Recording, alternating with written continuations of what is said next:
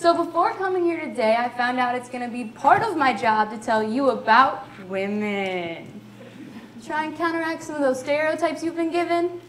And I know, you're probably sitting there saying, what does she know? This girl's 16. But believe me, I've learned from what I've heard, experienced, felt, and seen. And I've noticed that we live in a world that tells women, girl, you gotta watch out on the first date. You never know what a man is really trying to take, so make sure you wear a long dress and cover your chest for God's sakes. Instead of telling men not to violate a woman's body in the first place. No, instead, we listen to guys like Lil Wayne and Drake, who use every inappropriate title for a girl, so still we wonder why women are being sold all over the world when that's what we're telling them they're worth. That swag, lyrics, and cash comes first. That respecting yourself is suddenly bad, and apparently he has every right to be mad if after 3 dates you don't give him the chance to be the best you ever had, best you ever had, best you ever had. So, can someone explain to me why we said this is how it has to be? Why we chose to slowly follow the entertainment industry and still act shocked to find out that around 80% of human trafficking is related sexually. And I'm sorry if that word's not allowed.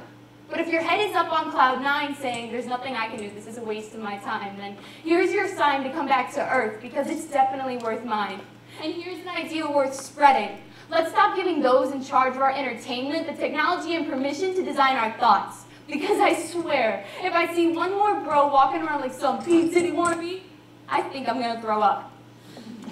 And the same goes for the girls that go along with it, the ones that look at rap music videos as inspiration for their outfits, the ones who are trying to grow up at the age of 10.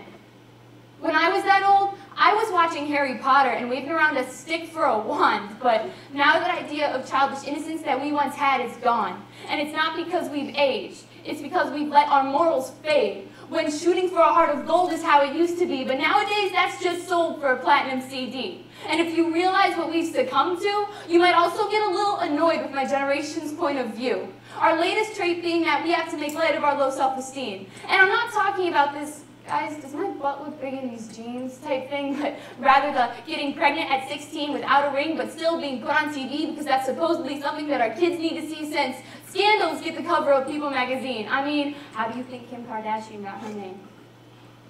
It's because we put fame in front of what's right. The latest line I've heard is that I'm taking this one fight Chris had with Rihanna too far. That I'm supposed to separate the music from the man, but seeing as how the man made the music, they're both pretty well intertwined. And I refuse to forget about how his fist graced Rihanna's face at one point in time, but the rest of the world will take that tired line called a public apology because, to us, if a player got a trophy in their case, then that's where we look to find all the answers, instead of checking that one place called ourselves. No, we put signed basketball jerseys on our shelves and forget that it's the little things that matter, but getting back to what brings us all here together, you can do better if you remember that their way isn't the only way. That it's okay to stay behind instead of joining a crowd that'll fall for lies. That it's better to be known as the guy who reads books than the guy who goes out to get high. That there are two paths you can take. So I'm begging you to follow Robert Frost's footsteps and choose the road less traveled by, because what's right is not always easy. And what's easy is not always right. And I know I'm sounding like a parent in the middle of a fight claiming mother knows best. But you got to admit, we're starting to care less and expect more instead of going out and actually fighting for what we hope, pray, and live for. But I'm not handing you the answers. You see, I'm handing you a map. Because it's your job to track down your goals, values, and beliefs. I'm just trying to make sure you know they can revolve around more than drugs, swag, and drinks. Because if we raise a generation that thinks for themselves, they might realize that they're worth more than they've been told. That they will not be bought or sold. Because you see, they need to know that they could do so much better if they would just remember what they've overlooked. Thank you.